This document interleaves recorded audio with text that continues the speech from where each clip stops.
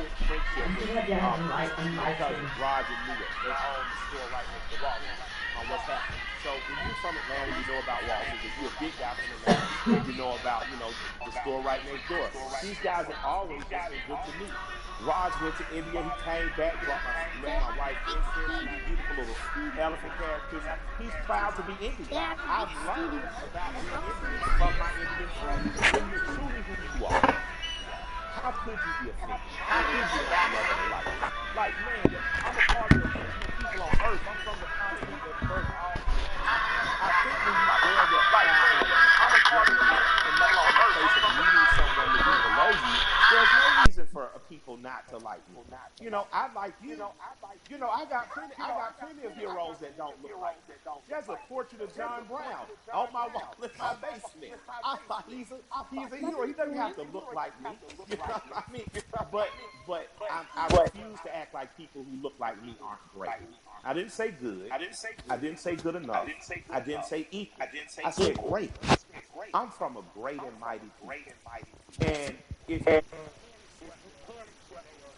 I'm not but I believe that because I am simply who I am, I believe that that gets accepted. Because you know what? I remember being on the tour bus, and I'm on there with a bunch of Northeasterners because of course, my rap partner's a white guy from Brooklyn, and we're on there and they're watching Swamp Thing, and everybody's laughing, and I come up and stagger into the front, and I look at it and I start smiling, and I look at the room and say, I got more in common with them than any of y'all, and I just walk to the back.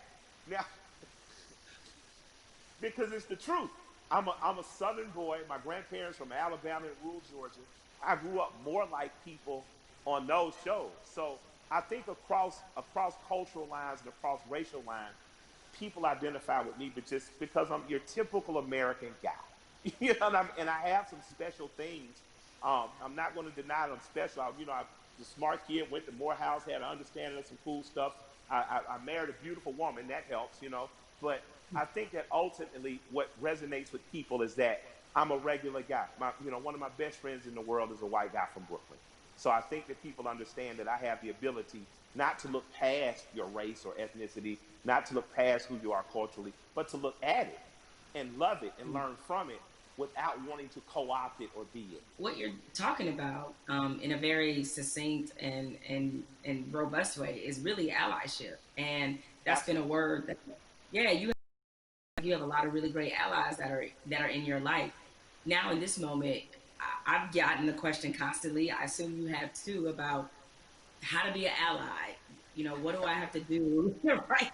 I've had so many conversations with white people, like really good friends of mine, in the last Yeah. 2 weeks. Where all right, guys, I appreciate your enthusiasm, but Yeah, but hold on. hold on a second, just relax. But Absolutely. I, but nevertheless, that being said, is that what would you say to somebody who wants to not only be an ally but be a good ally? you want to be a good ally in this moment, white corporation, white person with the means, that's a worthy allyship. On a ground level, if you're just working hard every week, you don't know what to do, you're an electrician, you're a plumber, grab one young man who doesn't look like you, a young woman, and teach them that trade. That's allyship. Allyship isn't just throwing the money, but if you got the big money, put it towards somewhere, but on a very real and basic level. My son had an accident with a man named Keith. I bought my son a car. My son Malik, with a very pretty girl in the front seat, rear-ended this guy. Uh, Calls me. I pull up to Keith and the police officer. I say if he'll allow me to handle this privately, I just don't want to call my insurance company because, I had just got in an accident, but I drive fast. My son, Keith, in good faith, gave me the opportunity to do that, and me and this man became friends. I'm literally friends with this white man who told me about Atlanta pre-white flight and desegregation, who's taught me about fatherhood and the importance of presence in your child's life. That doesn't happen if we're not open for it to happen. So an allyship with white people doesn't have to be an organization of saving the world. But you do have to do what me and Keith did. You do have to, on blind faith, trust someone who doesn't look like you and allow that person to educate you. So an allyship is not just calling your black friends saying what I do. It's going to black organizations that might be local and saying what am I doing. It's calling your friend and saying, what's the next thing you're doing? And I want to be an extra set of hands. Doesn't mean you get to go to the black people meeting, but it does mean that they say, I'm going to feed people on Skid Row. You show up. and you show up with empathy and care, you do it. And I'm going to tell you, we need doctors in that space. We need lawyers in that space. We need legislators in that space. We need the people who are really empowered to be in that space, because there's some things that need to happen on ground level that once the grassroots people have gotten it here, there needs to be money put behind these things. A lot of the problems that we have now that are erupting could have been solved in 96, 2006, 2016, and all these other years, but we chose not to because we trusted the right thing's going to happen. Right thing's not going to happen unless we make it. And after that, you have the potential to truly be brothers and sisters. You have the potential to be past the letting cultural, national, religious markers evict the fact that I know that I'm talking and I'm with a human being, and at our very core, past any physical difference, my job is to honor the soul of that other human being. So there's no need to have allies because I'm not at war. I truly have a brother and sister. There's no need to have an ally because there's no threat of war. I refuse to send any 18-year-old boy or girl off to die. And that has to be something that's much, much deeper than policy, much, much deeper than the human condition in the last 500 years. We have to get back to that. So that's my humble opinion. I don't know, where that takes white America, but I hope we stay standing up, fighting together. You know, Mike, we've been having this great conversation, and a lot of people watching, they probably want to know, because again, these things happen in flashes where 1 minute we're talking about this, everybody's fired up, everybody's willing to do Yeah, things, and then the next minute the momentum dies. So, how can the people who yeah. are watching now, how can they keep this conversation, this action, this momentum going? Take this conversation, get 8 to 10 people around you, your neighbors and people who live within 10 square miles, and start to see what you can do to affect. And then connect with other people that may be in closer proximity, 30, 40, 50 miles, even another city or places that are doing it right, or that are doing it right in other places. Connect with those people and just, if all of us do a little, no one has to do a lot. If Mm. all of us do a little, if all of us pick a little to do, no one will have to do a lot. That's a word right there. If we all do a little bit, nobody has to do a lot. Has to do a lot. Um, Absolutely. Nobody has to do a lot. Mike, I have enjoyed this conversation like I enjoy every conversation with you. I can I certainly love you. talk to you. Yes, it is mutual. The mutual respect Absolutely. and love of society right here. Thank you, and more importantly, thank you for everything you do on the ground. I mean, so many people. I mean, I knew that you tell the truth the way it needs to be told, but a lot of people during this time of crisis have been Yeah. exposed to you and understand that. I mean, you really are for the people. This is I called am. We the People. Absolutely. Absolutely. This is you all day long. So thank you for all the work and all the inspiration, all the words, everything that you're adding to this conversation, and more importantly to this action. With that said, we have to say goodbye, but we don't have to get out of here just yet because I'm gonna toss this on to my brother Okay. Van Jules, who can take it from here.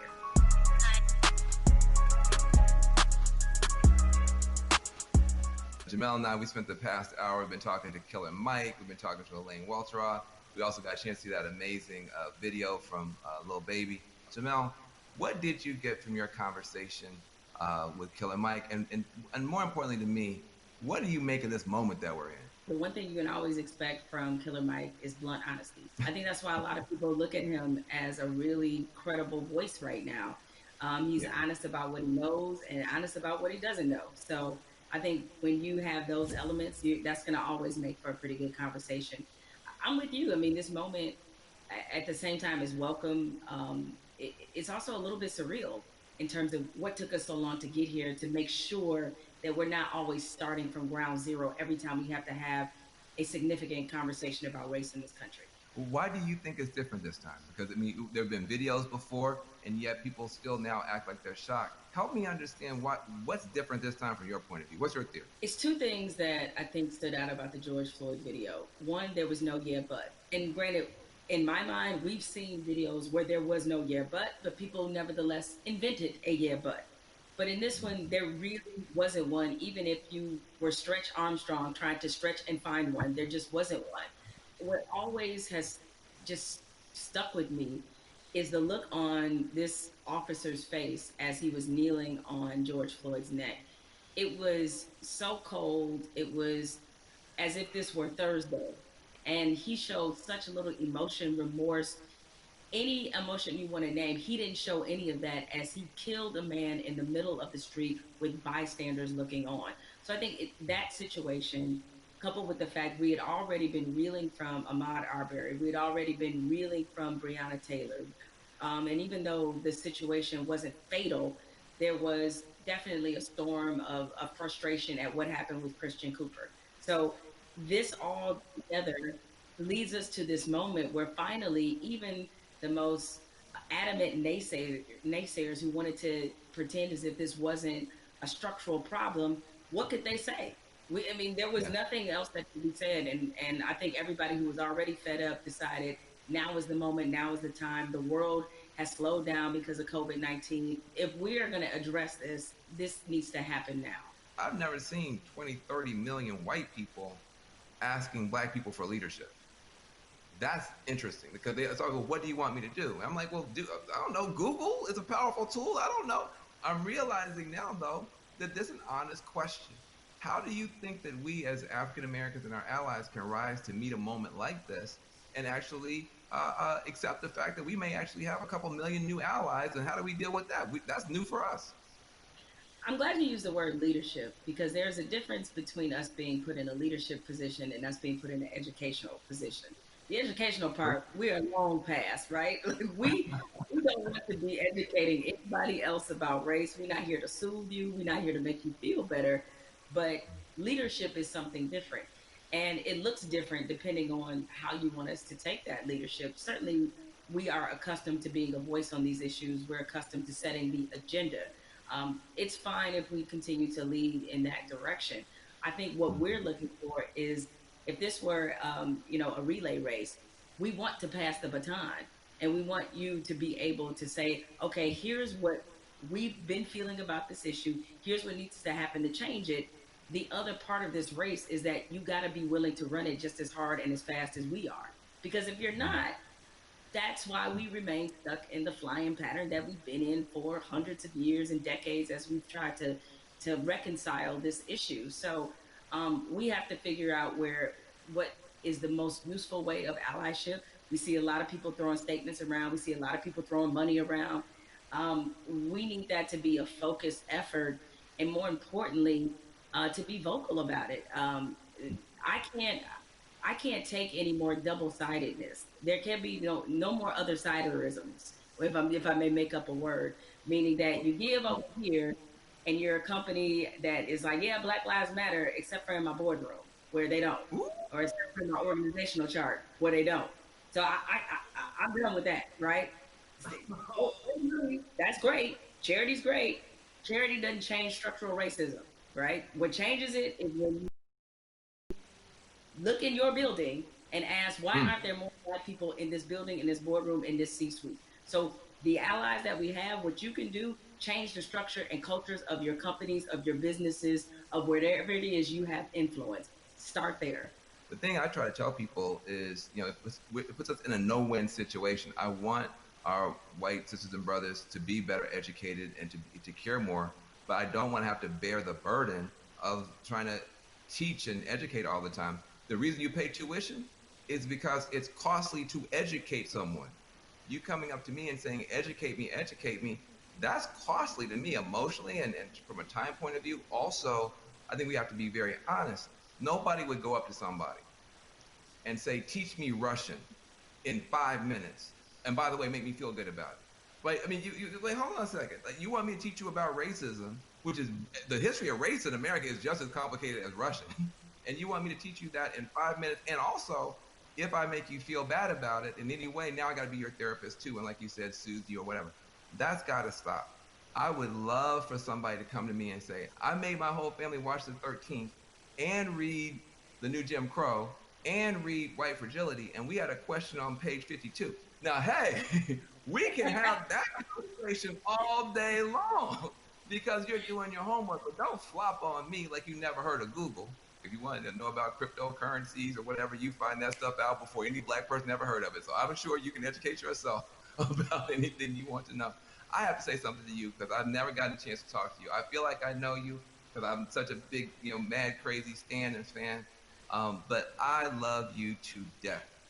I just am so proud of you. I'm saying proud of you almost as Patrick. I am so proud that you exist.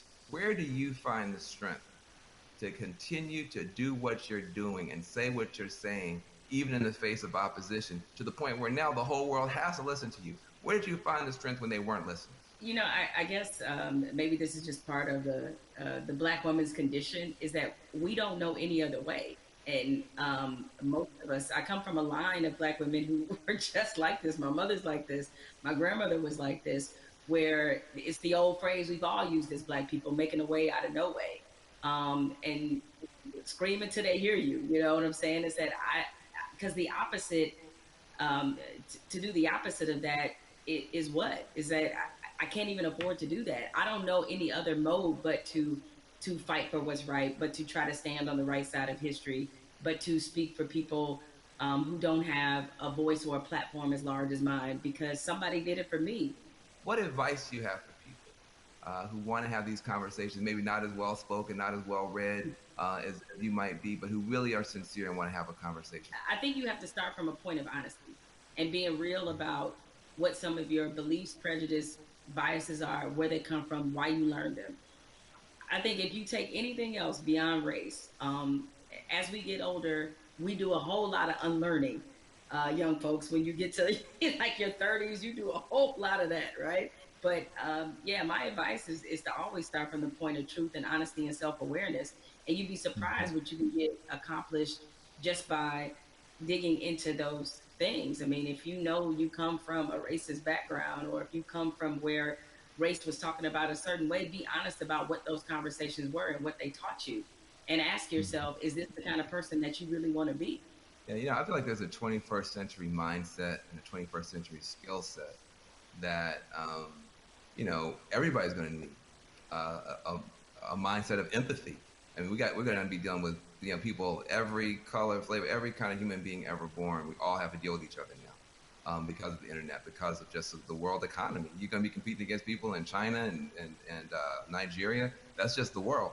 So you have to have a mindset of empathy to really try to understand where people are coming from. You have to have a skill set of listening. If you understand this conversation, you can talk to Black folk and brown folk and Muslims, everybody else. So we're trying to confer a benefit to you. We're trying to make you better. It'll make my life better, but it'll make your life better too. Now, um, what charity are you supporting? Well, some people can maybe see my T-shirt. It says "Support Black Journalists." Right? The lack of still Black journalists in most newsrooms is pretty appalling.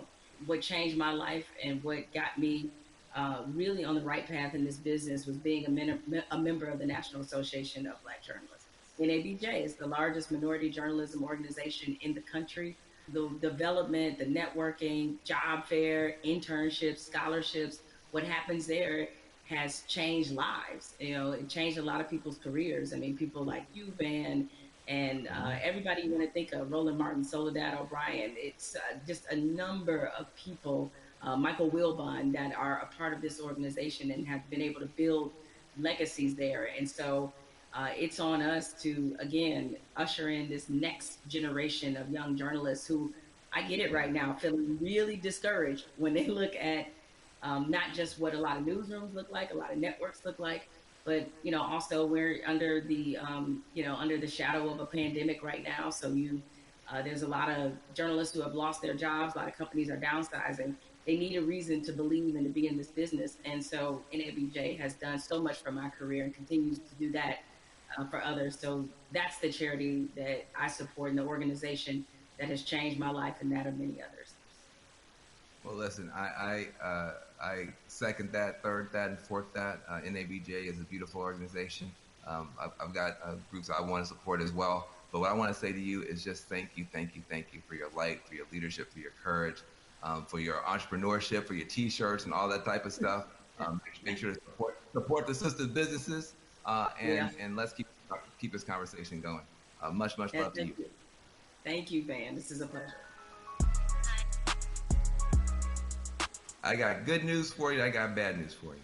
The good news is that people are activating all around the world, all across the planet for change. That is a powerful moment. Here's the bad news. Unfortunately, this is not a one answer fixes everything situation. We're talking about systemic problems, which means it's not just one law or one person. You need 360 degrees of change to shift to get the outcome that's right. But we can get there if we keep talking, if we keep working, if we keep building. And if we do that, we can reshape America. That can be done. It's been done in the past. We can move the whole world in a better direction. So I hope that your cell phone right now is full of screenshots of these tools that we've been trying to give you to continue taking action from this virtual town hall. When the stream ends, the conversation should not end. We got to keep pushing. We got to keep going. We are in an important moment in history. And what you do is going to determine the outcome. 2020 is going to be talked about for 20 years, 100 years, maybe 1,000 years. But the future's not written. It's up to what you and I do and what you and I decide is going to happen. So I want to give a special thanks to the powerful voices that we've had, Elaine Welteroth, Killer Mike, Jamel Hill. Make sure you visit 50percentpledge.org to learn more about the power of money. Also visit my organization, reformalliance.com. We're trying to make a change. Let's be about it, not just talk about it. I'm Van Jones.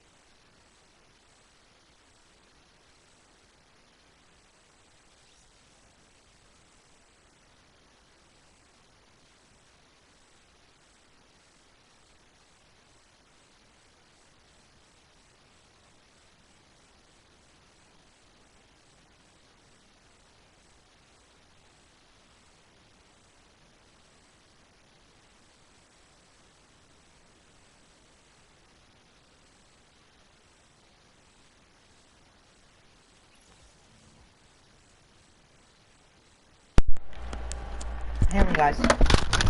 Oh crap.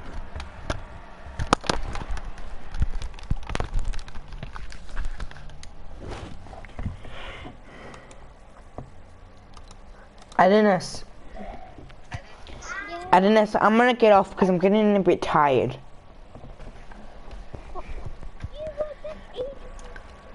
Yeah, I'll be back on. See ya.